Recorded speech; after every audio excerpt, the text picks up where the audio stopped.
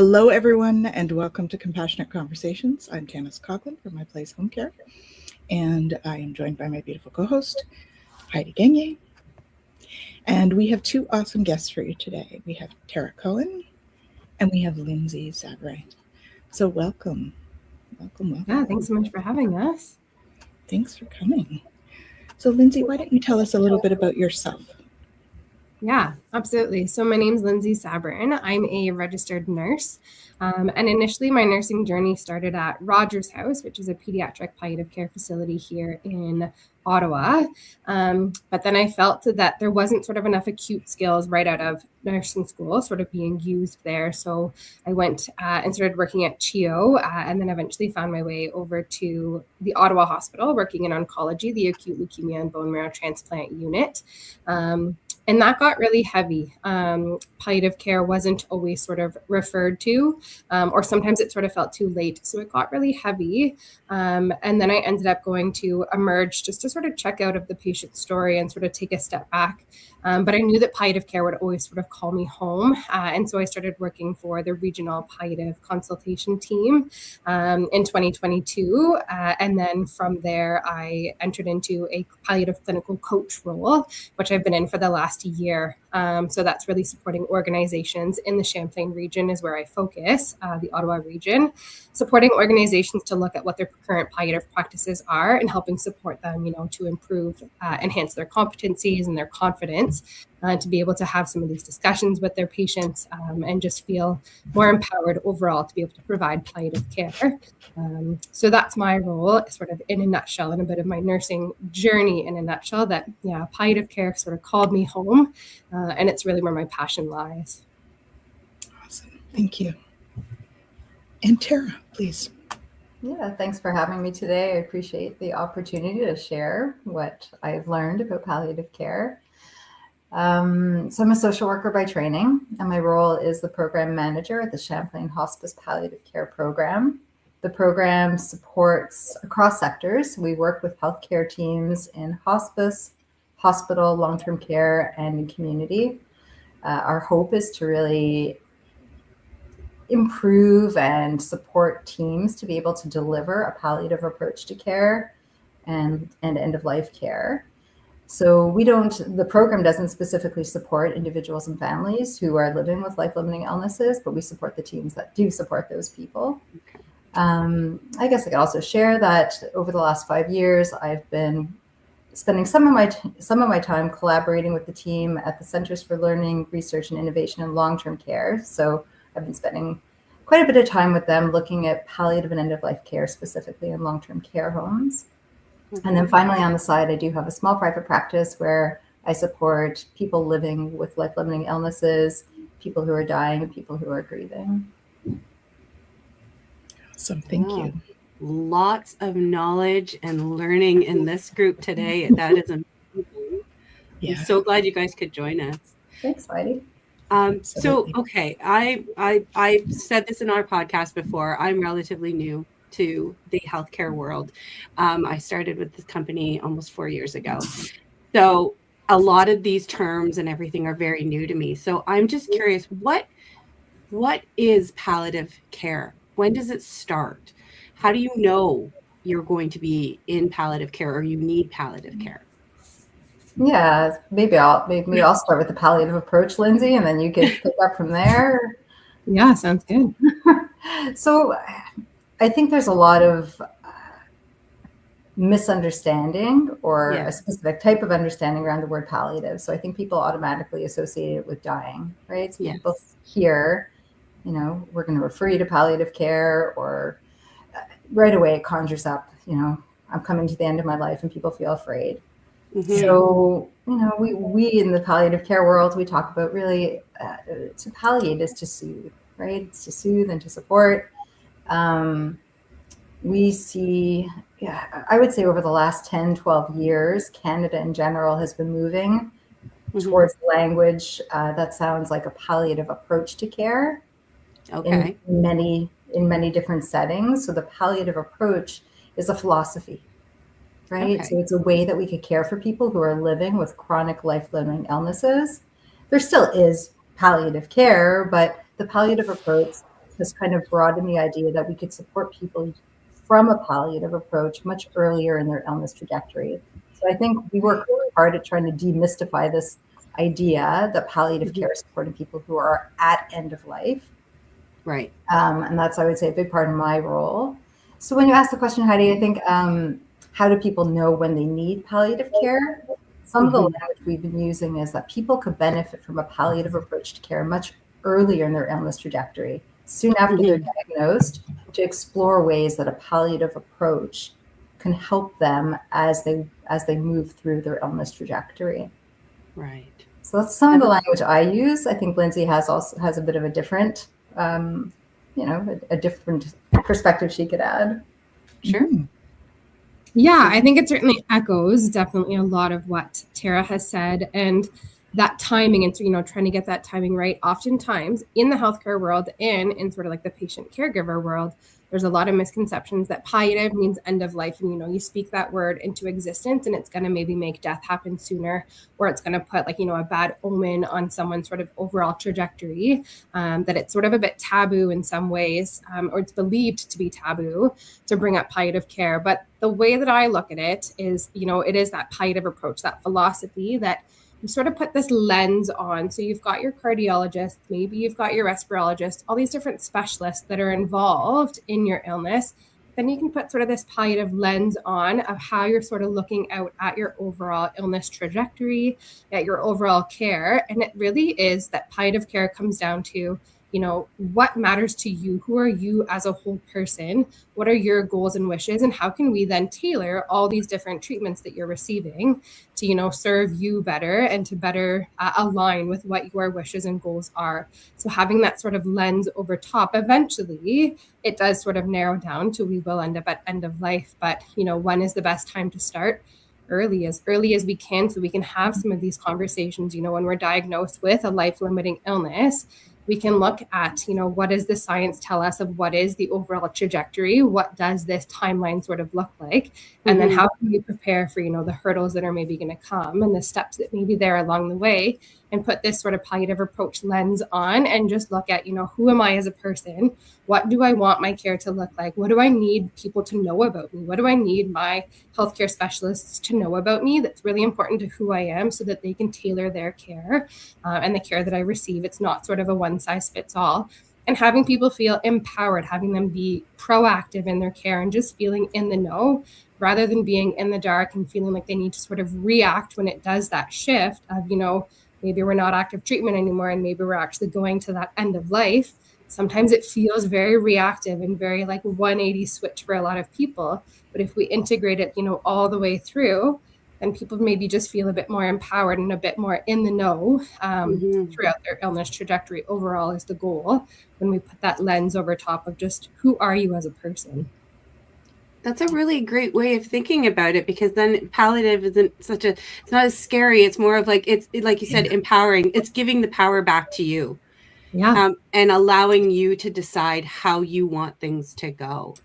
Yeah, absolutely. The one other thing that I might throw in there is kind of a foundational piece that we try to talk about is, I think, in the language that's been, the language that's been used around palliative care is that people become palliative, right? So there's kind of this history of, people working through the healthcare system and having different interventions, treatments, and then this idea, this person is now palliative. So we really, the language we use is quite different. We talk about it is not a person who is palliative, but the care we deliver is a palliative approach. Yeah, that is, I'm thinking like words mean so much now, and they have so much power. And I think, yes, as we become, more inclusive, more diverse, and all these terms are used in a more, not positive, but a more broad or holistic, really. Holistic, yeah, exactly. A holistic way. It makes it feel like a little less scary or a little less unknown. That's what we hope. It's more supportive, less scary, more supportive. And there's a lot more. It seems like there's a lot more supports now out there for people, and more options. So you can have the different kinds of care, or if you reach a stage and you decide, okay, I'm done. I don't want any more doctor. I don't want any more. I mean, that would be all part of the palliative approach, right? Because it would be what they want. Yeah, and as Lindsay was saying, hopefully that there's already some connections made along the way with a palliative, either through a palliative approach, where a person is being cared for. So this is something else we talk about, that is palliative care, palliative approach to care isn't specific to one particular setting, right? Healthcare teams could deliver a palliative approach to care in home settings and long-term care homes, and in hospice, hospital. Like it's a philosophy, right? So it's not a particular location. And so then, so we have palliative approach to care, and then there's hospice, which is, that's closer to end of life care, right? Well, so I don't know, Lindsay, do you want to jump in there? Do you want? Yeah, I mean, typically hospice, we do see like traditional hospices are reserved for when someone is in their final weeks of life, that it really is that end of life care that we've then sort of transitioned to. We can palliate people, we can have end of life care that happens in someone's home, in their long-term care home, because that's where they call home. The hospice facilities exist for maybe when it's not so feasible at home, or maybe when the caregivers are maybe just feeling a bit burnt out and they just want to take a step back. Hospices exist throughout. But it's also important to know that hospices, there's hospices that have beds where people go at the end of life, but many of the hospices in our area also offer programs, day programs, for people who are living with life-living illnesses long before they get to end of life. Yeah, my dad is in one of those programs. So yeah, great sense of community and just, connecting with others. And even, some will also offer like symptom management. So depending on the facility, some will offer, short stay symptom management to get someone's symptoms back under control with the goal of getting them back home. There's sort of unique offerings depending on the specific hospice, but a lot of community connection, a lot of often, community engagement that happens outside of most local hospices. Absolutely. Yeah, and the programs, like the one my dad is in, it's very much about, giving him a safe place to go to get out of the house, because they get very closed in and not able to go to just everywhere. So for him, it's been that's great, Tanys. Yes, the hospices offer like programs for people who are living with illness. They offer programs for carers. So there's a range of different support services, grief support. There's a lot in our community hospices. Absolutely. I think it's one of those things too, oftentimes patients feel bounced around in the healthcare system. And so, you're with cardiology, you're in this stream now, you're with your heart doctor, stay in this. Eventually we'll sort of then bounce you to those palliative people. And then it's sort of that uncertainty. People say, will they know my story? Will I have to explain this all again from ground zero, and sort of reiterate, what I am and who I am. But if we have it interwoven, then, maybe when the heart doctors are, signing off, it's like, oh, I know that I'm still well supported. I know my palliative team, they've been with me the whole way, maybe not following us closely, but I know them, they've been with me, and I feel, supported. I know who's going to pick me up, instead of saying, okay, I'm going to now go home and hope I get that call and see what that palliative team's like. I don't know anything about them. So I think there's a lot of beauty too when we interweave it throughout, that it sort of takes some of that ease off of patients, because there can be a lot of bouncing around, or, just waiting on appointments, or that uncertainty, which never feels great for anyone to sit with. Yeah, absolutely. Yeah. I'm curious. So both of you work in palliative care.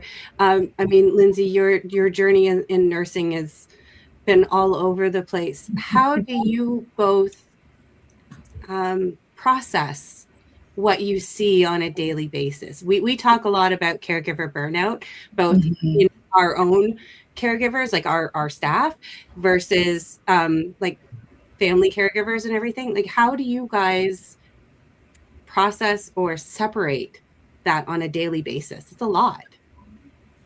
Yeah, that's a totally valid question, right? And I had that point in my career, where I was working on a unit that maybe we didn't refer to palliative care as readily or as often. And it felt like it was sort of this very reactive, very 180 shift, that it felt heavy. And I did have to step back and say, this is a lot. But, you tell people right now, oh, you work in palliative care, and they sort of give you a bit of that pity look of like, oh, I'm so sorry, that must be so hard. But actually it's so rewarding. Truthfully, like when someone enters into the palliative world, we're giving them that palliative approach. I'm sitting with people and I'm listening and asking them, who are you? And they're like, wow, like no one's really done this. And I get it. There's time constraints, and I'm not sort of faulting anyone there. There's time constraints at appointments, but I sit with them and I just, tell me about you. Tell me who you are. That it's a very rewarding job. I've met some very interesting people who have lived such full lives and have done amazing things for Canada and throughout that, you know, finding the rewarding part of it, finding, you know, the positives in it. I can empower someone. I can help validate someone. I can help someone feel like they are heard, and taking, you know, great joy in that, and being able to, you know, sort of try to protect using colleagues and having debriefs. There's definitely been very difficult situations that I've been a part of, but leaning on colleagues and, you know, venting and normalizing, you know, it's okay to sort of feel emotions. I think it was taboo. It's getting better. It used to be really taboo. You know, as a nurse, you're not supposed to feel emotions when a patient dies because that means you're too close or like you got too invested or too involved. But I think that that's so very wrong, that we are human and it's impossible to not have emotions to it. That finding that fine balance and recognizing, you know, when you need to maybe step back. But yeah, speaking, using your colleagues, using different supports that are out there. Tara is definitely a wonderful colleague to have. Knowledge that she has and shares that, yeah, you know, team meetings and debriefing and knowing that we are human and it's okay to feel those emotions. It didn't mean that you were too invested. It meant that you were human and you had a very real experience and a very real sort of emotional reaction to what was occurring. Well, and I think that's something that maybe, you know, people don't, we need to shift to that. The fact that, you know, we are all human and we need to feel that. And the more we can allow people to be that way, I think it will definitely reduce stress. And I don't think it's just related to even, you know, the palliative field. I think all of healthcare. Across healthcare. We need to bring the humanity back. Yeah. There seem to be a lot of, you know, like, well, doctors are infallible. They shouldn't be making mistakes. Nurses shouldn't be making mistakes. It's like, no, but they are human. Yes, they have more education than the average person, but that doesn't make them that they can't make mistakes. Yeah. Or feel things more generally. Right? Exactly. Or feel things. I could share a little bit about, so for me, in my private practice, I'm sitting with people who are experiencing suffering, who are living with illness, who are dying. And I would say that the way I care for myself is by allowing myself to feel. Right? I think it's okay. Like, you know, there are plenty of times that I have tears with people and, you know, just, so yeah, sitting in that together, I think is part of the way that I care for myself. And then there's some other things I've learned to do on the side, which also is a main part of my role at the Champlain Hospice Palliative Care Program, is working with healthcare teams. So I've developed resources over the years, along with my teammates and, you know, my colleagues, and we spend time working with healthcare teams, offering workshops on self-compassion. Okay. So we do this within hospitals and hospice, long-term care, community groups, going in and doing like 1 hour, 2 hour workshops on how to be kinder to ourselves. Because I think healthcare providers put a lot of, just expect a lot of themselves, right? And it's like to show up in a professional way and to do everything right.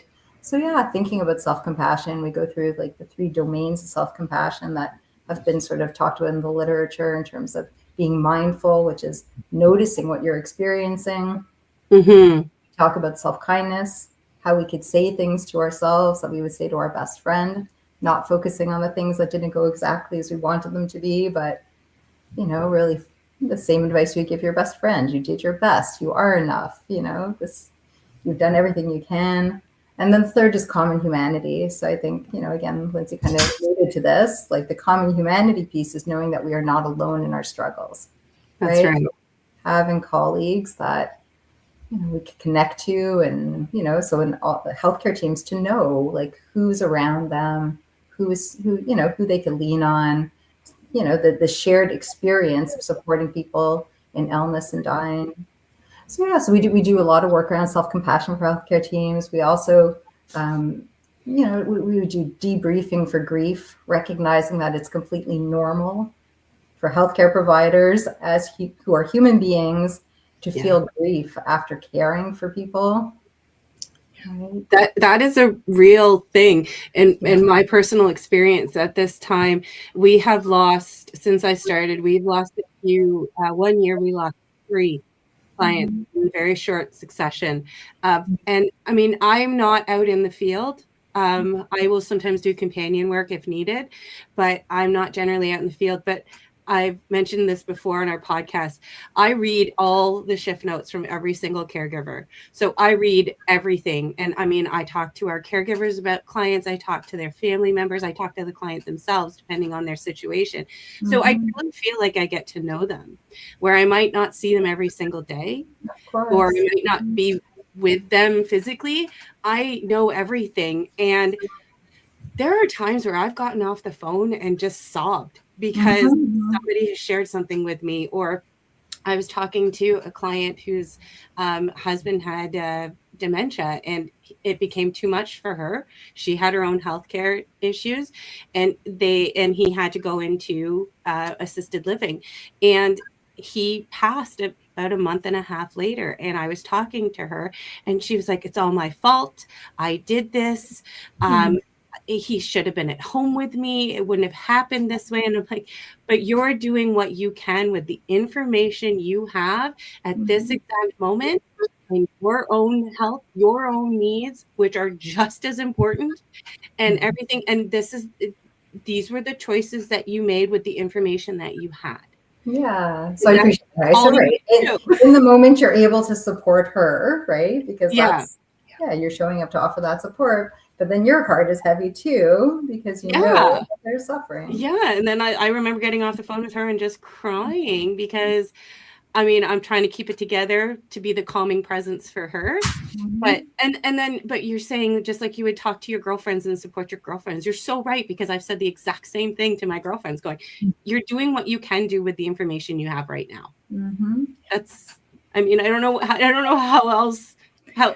What else you could say at that point, because that's all you can do. Well, that's being human. And then, that's right. Yeah, and then to offer the same thing to yourself, right? After you've had that experience, that conversation, to then say to yourself, that was hard, this hurts, but I'm doing the best I can. And then the next thing that we kind of play around with is like, what do I need in this moment to support myself? Yeah. Right. You need to step outside and get a little bit of fresh air. This is how we palliate ourselves as healthcare workers, right? Yeah. Right. How do we reduce our own suffering? What do I need? Right? Do I need to get some fresh air? Do I need to talk to a friend? Do I need to, do some jumping jacks to get my body moving? Like, everybody has different things that supports them in the moment. And I think, as palliative care teams, we look to care for others, but we also have to turn that to ourselves. How do we do that same for ourselves to keep doing the work? Yeah, I'm really pleased that we're going this way. I know when I was in the field, so I've been in the field for 30 some years. And when I started in the field, it was like, you can't be friends with your clients. You need to be professional, which means, no emotion. And so for me, and I'm an emotional person. So, that was a hard thing for me. I ended up with burnout because I was trying to be all professional and hold it all in. So, I'm really pleased that the whole system is moving towards this kind of approach, a more open and emotional friendly approach.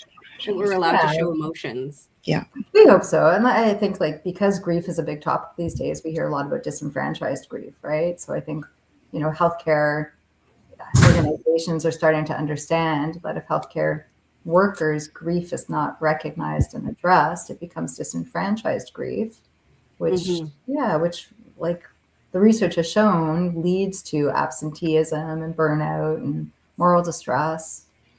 So my hope is slowly but surely. So what does that show up as? How do you pinpoint that might be happening with the disenfranchised grief? Is that what you're asking? Yeah, I think sometimes it shows up as stress, disengagement, disillusionment, creating some walls between yourself and the people that you're supporting. Yeah, and then it does lead again to things like I mentioned, like absenteeism and sick leave and things that are undeniable. Mm-hmm. Yeah. I think shifting to there is that very real healthcare side of it, but then you see caregivers and loved ones, like that call that you had, Heidi, where they're sort of questioning, did I do the right thing, and that guilt and that burden that they live with. And maybe for that situation, maybe it felt like, going into the home was too late, and it was sort of, I wish I had done this sooner, maybe, because I feel like I just don't even have time to process it all.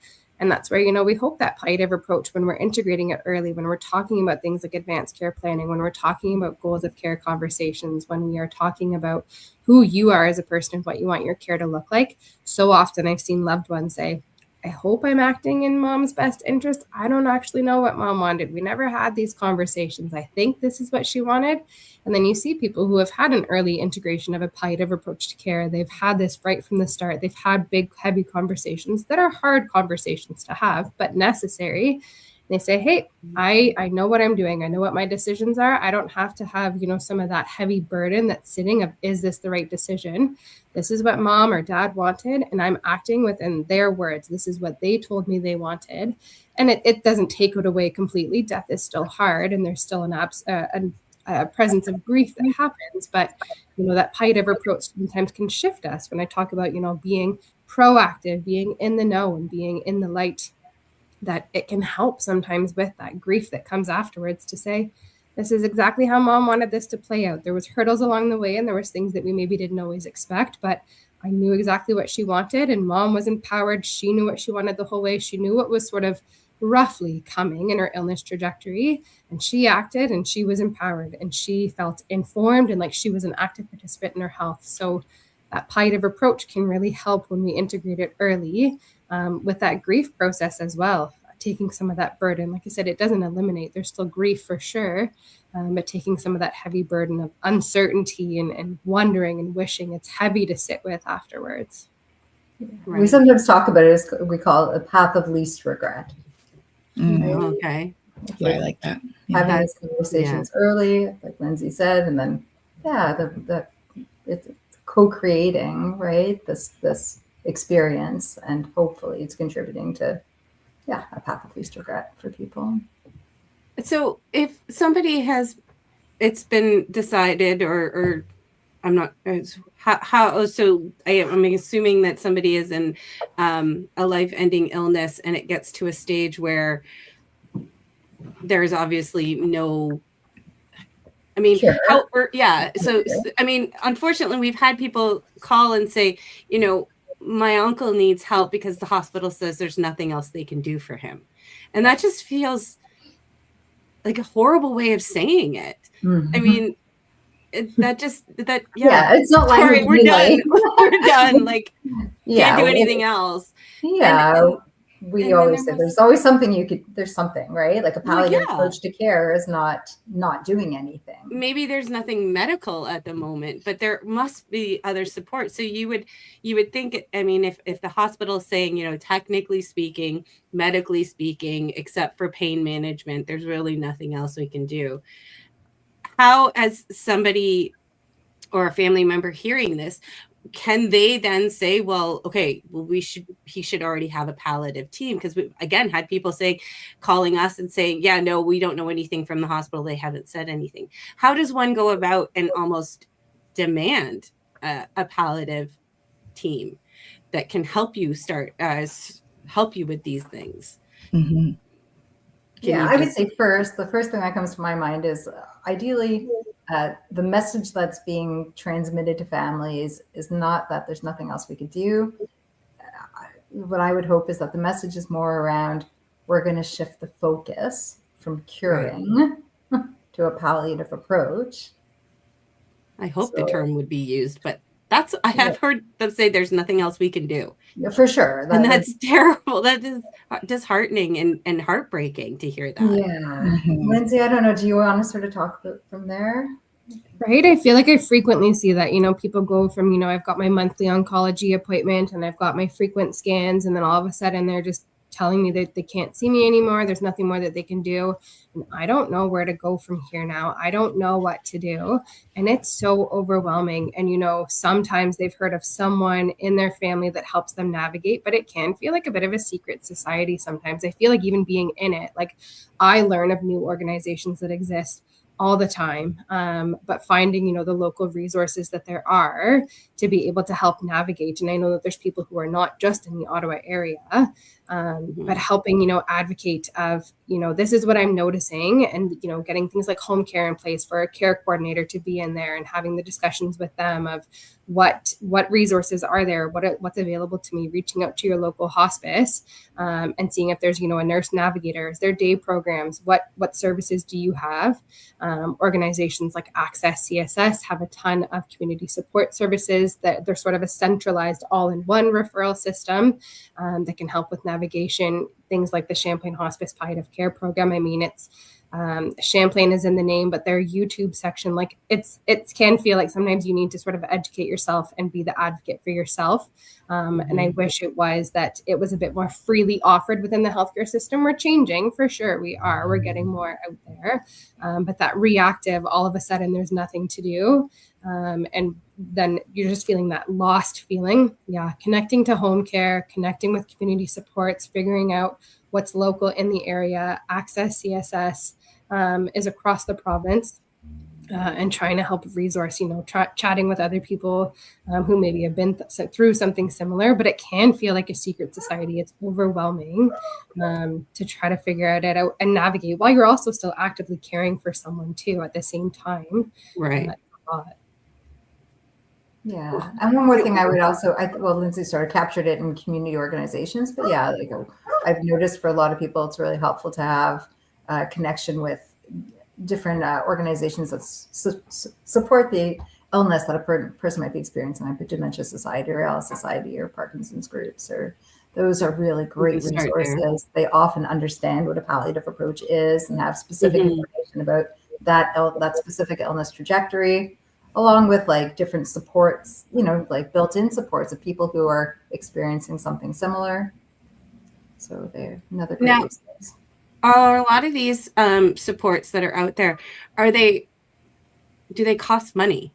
Like, I mean, I know a lot of people I can't afford anything.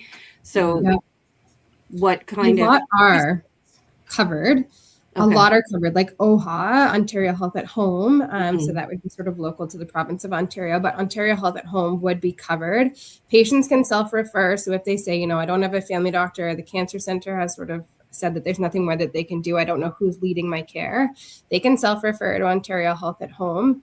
Access CSS is another organization that they can self-refer to for getting through. But yeah, most are covered. I would say a fair bit are covered. It's sort of when you look at private duty nursing and sort of that 24-hour coverage of care, that's when we end up with sort of private pay options. But yeah, community-wise, there is quite a bit. And like I said, I feel like I learn something new every month of a new organization that are covered. Well, that's good to hear. As well as hospice programs. Hospice programs are generally, there's no cost. And again, those specific organizations for different illnesses. So yeah, there's quite a bit out there. But yeah, again, if somebody's has advanced illness at home, as Lindsay said, there's, like the private nursing at home is, there's cost there. Yes. Well, I mean, we've supported end of life for sure. In the past and everything like that. So yeah, and it is difficult. And I sometimes wonder, I mean, if you need somebody around the clock, that's not cheap. That's like $25,000 a month to have somebody 24 hours a day. Yeah. So maybe there's one other thing. So hospices often have volunteer visitors who could come depending on the needs of the person at home, right? So if the needs are too intense, then that might not work. But, very often the volunteers are able to come and see people who are at home living with illnesses. Oh, Right. And like community plays a huge part. Like it's certainly the people who feel like they don't have that sense of community. They struggle more so when they don't have people to sort of call on and lean on, or they feel like they're sort of burdening others. But then I've seen patients, you know, who have a wonderful sense of community, whether it's a church community or something sort of non-religious, that, you know, creating calendars of shifts of, you know, I'm here to help, but maybe it's only once a month that you need me. And that's totally feasible. I can fit that into my life. And if it eases you and helps you out, then it's sort of a win-win. So, you know, I see people often afraid to sort of ask their loved ones, but having something that feels manageable, you know, a weekly shift or whatever it's going to be, trying to band everyone together and have that sense of community. But, you know, I've seen patients say, I don't want anyone in, I don't want to talk to anyone. And they really sort of shut down. So trying to explore that with them, but community is a big thing. Establishing that community, you know, while you're early in an illness, getting involved with, you know, like Tara was mentioning, different disease specific societies, to, you know, get some support groups going on. People there are usually a wealth of knowledge. And having that early integration, reaching out to these organizations early so that, you know, when that reactive moment comes where all of a sudden I need everyone that I've been looking into, that we know where we're turning and we're feeling empowered and educated, because it's easier to do it when we are feeling like things are sort of okay right now. But when it's that tsunami wave coming to hit us, it just feels so overwhelming to even pick up the phone and try to make a phone call and formulate, you know, a sentence or a thought about what I need in this moment. It feels like if I just put my head down and just keep working through this, something will sort of figure itself out, because it's too overwhelming to make a phone call. 100%. And I've had those phone calls. And I think recently, I think I've had 2 intakes where we go over the client's needs and everything. And they started crying. And I was just like, okay, this is the first time I've dealt with this. But, you know, one was dealing with a life-limiting illness. And it was starting to impact her life. And the journey that she had been in to discover what it was, let alone knowing what it is. You know, it was a 3-year journey of just getting that diagnosis. And then that diagnosis hits you. And then what do you do? Yeah. And I mean, I don't know. I guess at that point, what I know now, if I got that kind of life limiting diagnosis, I'd be like, okay, let's get my palliative care going. So I know what I'm dealing with. I hope that's how that's why we love these conversations, right? Because this is the reality. Like we all experience, you know, illnesses in our lives or the people around us. Like none of us gets through our lives without having encounters like this, right? Yeah. So we think these conversations are super important. And then we know, like we've heard, you know, from so many people that it is hard to ask for help. Yes. Right. We're in a society where we're sort of praised on being independent and strong, but for whatever that means. But it's hard to ask for help. And we have colleagues who have, you know, done research in this area, supporting people on how to ask for help. So, you know, a couple of the little tricks that we talk about are just remembering how good it feels to offer help to people that we care about. Right. So, you know, when things shift and, you know, you are now a person who is experiencing illness and needing help, remembering how good it felt to be on the other side and trying to use that as motivation to ask for help, because people generally want to help a person who's experiencing an illness, but they're not sure what to do. Or exactly. How do you, what do you need? But then the person's like, I don't know. I was just going to say, I've never been here before. I've never done this before. So that's another good point, Heidi, right? Like sometimes people don't know what they need, right? So, you know, there are apps, which, you know, like where, as Lindsay was saying, like in organizing when people are living with an illness, you know, different ways to get family and friends organized. So there are apps to do it. We actually have a resource on our website, champlainpalliative.ca, under the families and caregivers tab that, just sort of like starting to formulate ideas even before you go ask for that help, is knowing who's in your circle and what they could offer, right? Do you have someone that's really good at practical things like, going to the bank or walking the dog or putting up, holiday decorations? Do you have somebody who's really good at listening? Do you have somebody who's, somebody who's likes cooking and exactly all these different skills, right? That's always my first thing is I go to food. I'm like, I'll make you food. I'll make you cooking, make you dinner, whatever. And sometimes you have like, a wife and a husband, and the husband very much played his role, and he was the handyman and he was the fixer, and not to stereotype people, but they really struggle. That wife that was the caretaker, the cooker, she's sick now. And so, he, as the gentleman that was the fixer and the doer, is now struggling with, what do I do? Like, not even knowing what it is that is missing.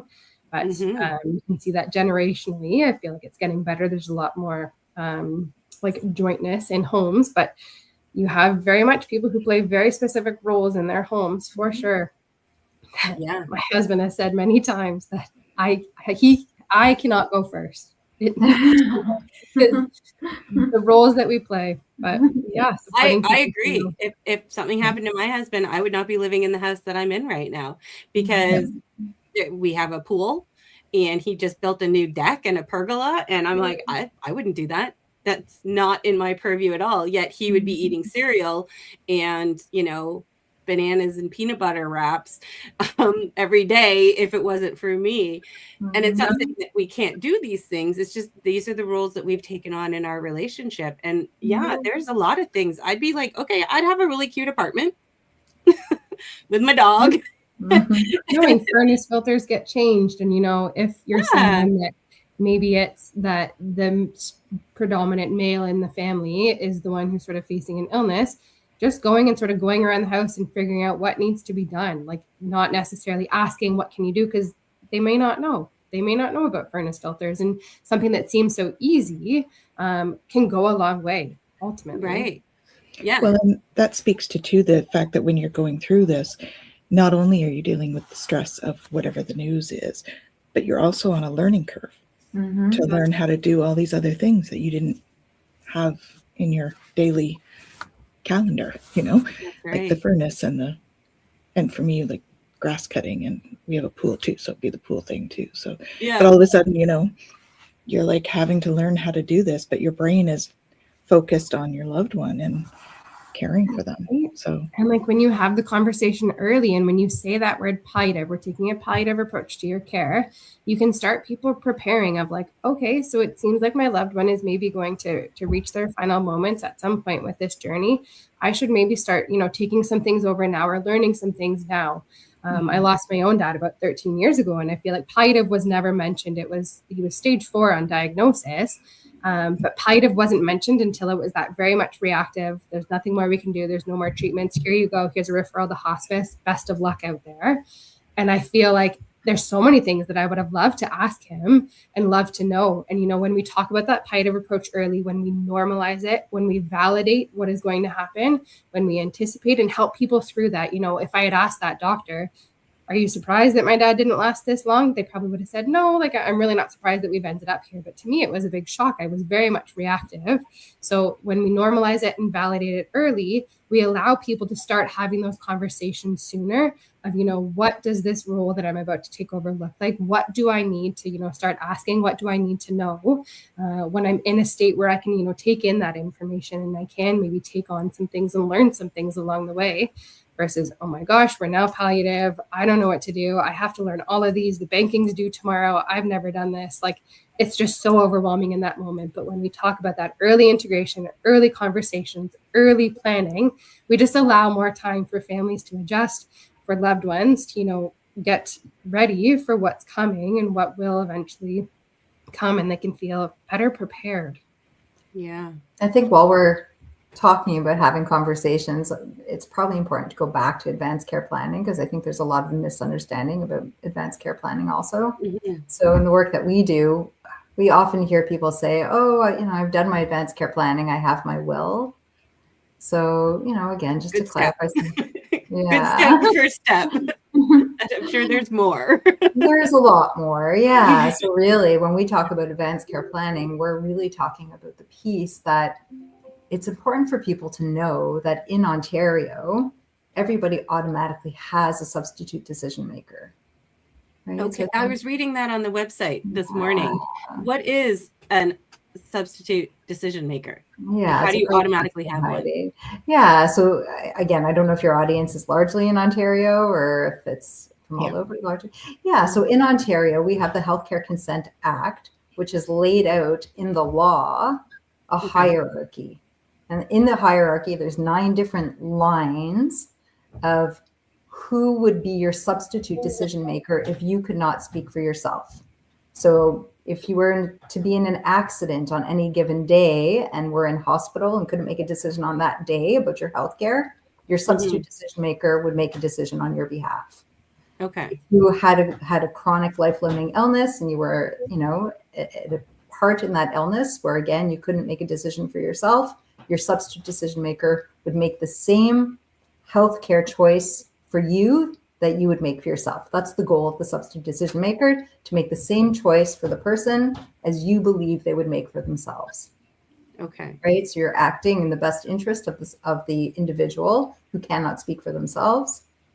So what we say about advanced care planning is that it's not consent in the moment, it's consent for the future, but you have to talk to your substitute decision maker about what's important to you, because if they don't know, if they don't really have a sense of what's important to you, it's really hard for them to make a decision for your healthcare.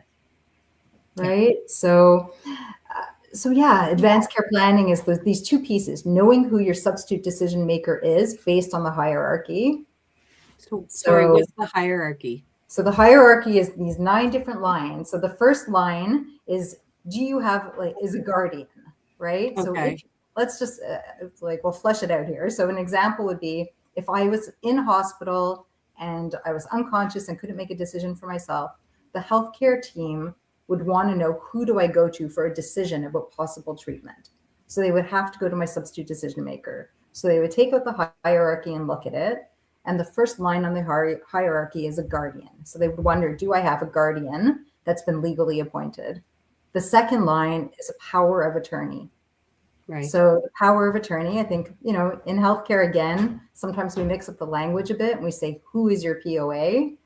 But really the POA, the power of attorney for personal care, is a document. So a POA is not actually a person, it's a document that names a substitute decision maker. Right. So the second line is, does this person have a power of attorney naming a certain person or people to be their substitute decision maker? The third one is the last legal one, which is a representative. We won't go into a lot of detail, but after that, it goes into automatic family decision makers. So if you don't have any of those first 3 legal ones, we go into family decision makers. So it would be your spouse. After your spouse, it would be your parents and or children, and etc. Right? So the adult children, right? It would be adult children. 16 and over. 16. 16 to be a substitute decision maker. Wow. Yes. Okay. So what I learned when I first started doing this work was that it's really important for everyone, regardless of age, I would say 16 and up, to look at this hierarchy and know who would it fall to? Who would substitute decision making fall to in your life if you couldn't decide for yourself? And to make sure you have that right person in place. Right. Because if you're not happy with who it automatically falls to, it's really important to have a power of attorney for personal care, naming the person you would want to make decisions for you. Right. And the person you want making decisions for you is the person who knows you well, who could have these conversations that we're talking about, to know what's important to you if they had to make a decision on your behalf. So that's the first piece. The second piece is having meaningful conversations, right? Yeah. Who are you? Who am I? What's been important to me in my life? What do I think about dignity or independence? Or what are things I couldn't live with, or things I couldn't live without? Right. And sometimes those things are not what we think of. I think mentally we go to medical treatments, but sometimes the things we can't live without are sunshine and our feet in the grass, or, We've heard stories about, people wanting their hair dyed in hospice, like days before they die. These are the They things want to eat shrimp every day. Yeah. They want hot dogs. They just want all the things that they've denied themselves because, it was unhealthy, and they just want that. Yeah. So this is the beauty of palliative care and a palliative approach to care, is that what we hope is that it's the first thing we always talk about, is trying to integrate quality of life for people through their illness trajectory up until their last day. And what quality of life looks like might change throughout the trajectory in illness, but how do we continue to zero in on an individual's, an individual's, most important pieces that give them quality of life, and how do we as healthcare team members work, and family team members, I shouldn't just say healthcare, how do we all work together to try to improve quality of life for people up until their very last day? Well, and that's really a process, because they don't always know what it is either. So that's the conversation piece in there, right? And listening to what they say at this time as a family caregiver. When my parents were caring for my grandmother near the end, and she literally wanted garlic shrimp and homemade pierogies.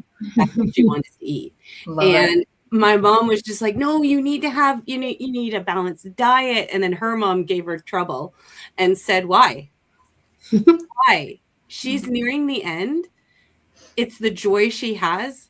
Pierogies make her think of her mom and her grandmother making them and learning how to make them because she was Ukrainian. Why wouldn't you give her these things? They're simple. They're easy. Do it. Makes her happy. And my mom was like, oh, yeah, you're right. Why wouldn't I? So, and I reminded her, so Mom, when you get to that stage, you want me to listen or do you want me to be you? She's like, I'd like you to listen. I'm like,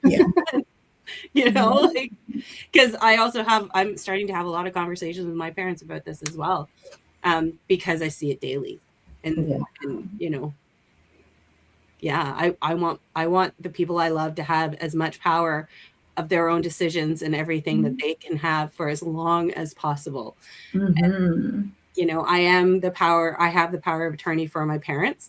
So, I'm paying attention. I listen to what they want because I want to make sure that they get what they want, whatever it is. Yeah, thanks, Heidi. And that's exactly what we say, right? Like, while these conversations can be challenging, it doesn't, not having them is generally worse. Right. And more than challenging is they could be so meaningful. You can learn a lot about each other too. I've learned a lot about my mom, talking to her about these things. And what okay, she's a bit of a tree hugger now. She's gone total hippie.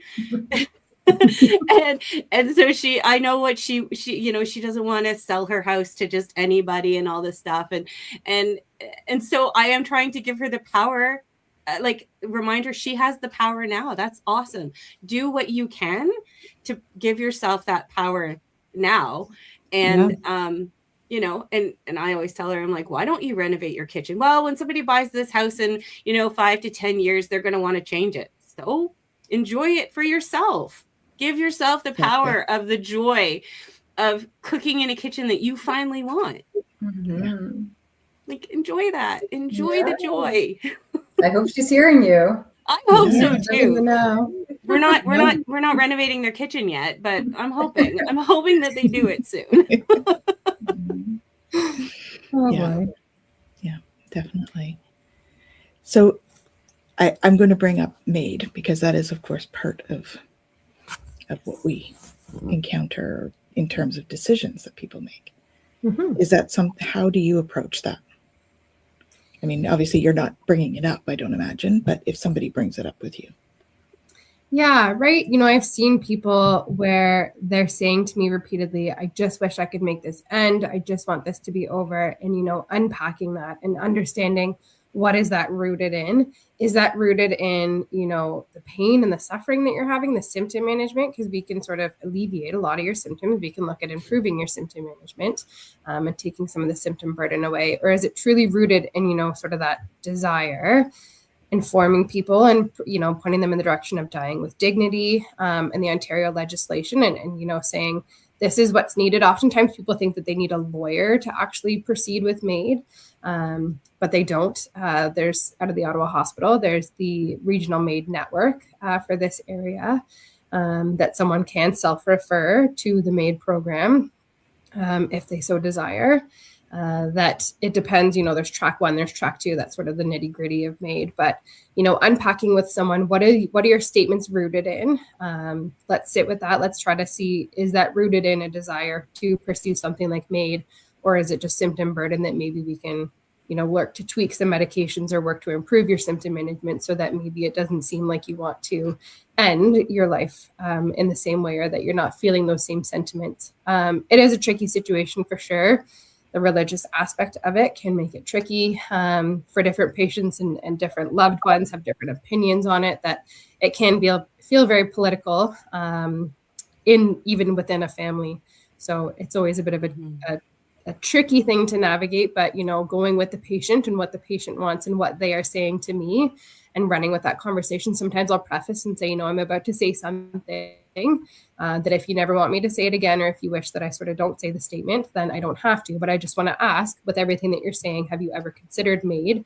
Or is that something that you are aware of or knowledgeable about?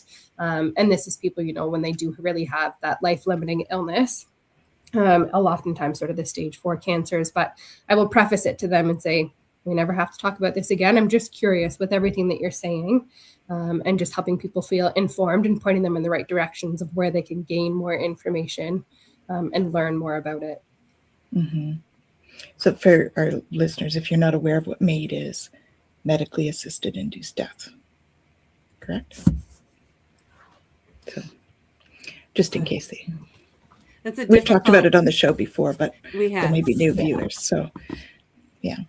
And it's always a heavy topic. It's a hard one to, bring up to loved ones and sort of making that decision. And I've seen people, they make that decision and then they sort of enter into a bit of a depression afterwards. They say, I want to end my life. Why can't I end it now? Because it's not an urgent service. It takes usually about a month when someone's track 2, when it's reasonably foreseeable. So it doesn't happen overnight, but then people have a hard time, sitting with, I've chosen to go this route, but why can't I get it tomorrow? Why can't I get it the next day?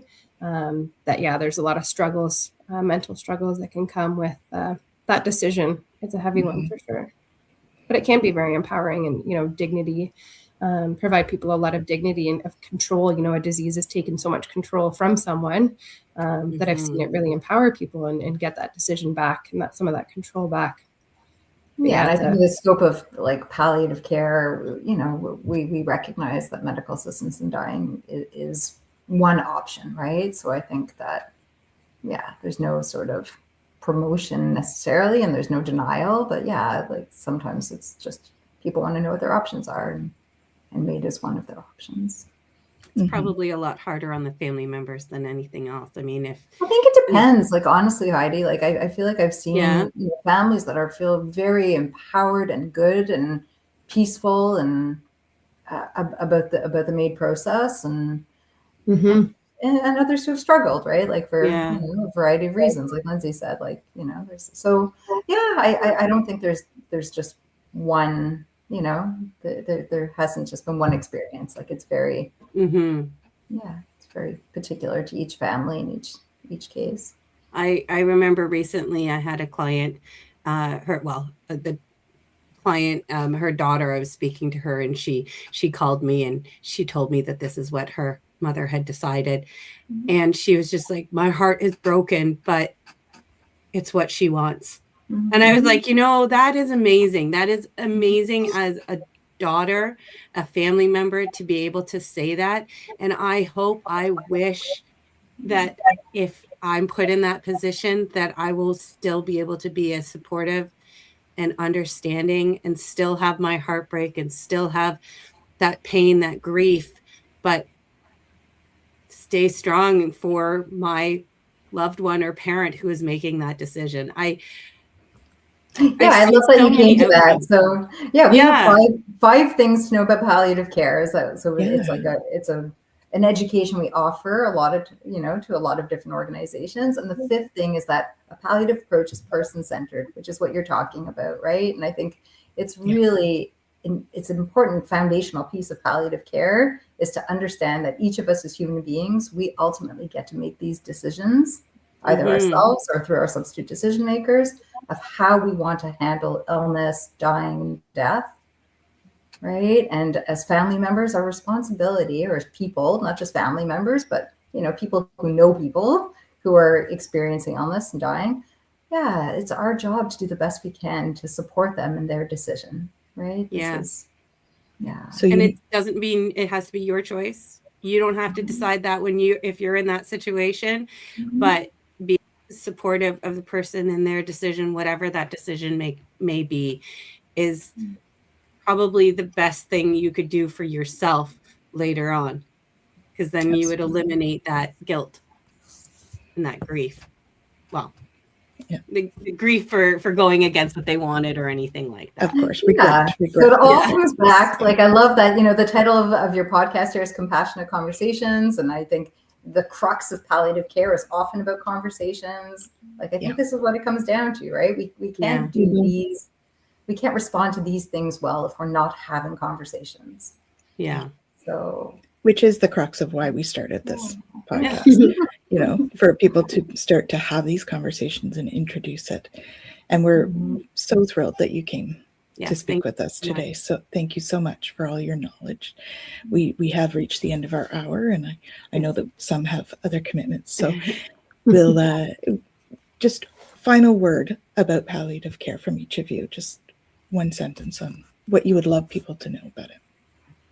Lindsay? Yeah, I think for me, really like early integration of a palliative approach to care can really start the conversations and help people feel empowered and informed. And really that's the goal, is to tailor care to them, to have that empowerment and that informed decision-making along the way. Excellent. Awesome. Thank you. And Tara? Yeah, very similar. Like, for me, it's heart and soul centered, right? So, I think it's a lot about like all of us going in and then sharing with the people around us, and taking information and integrating it, and like being kind and compassionate and caring for each other, and just having these conversations early and often. And beautiful. Excellent. Thank you so for having much. us today. Thank you both for coming. So much for having us. Thank you. And for all our viewers, thanks for joining us, and come back and see us very soon. Take care.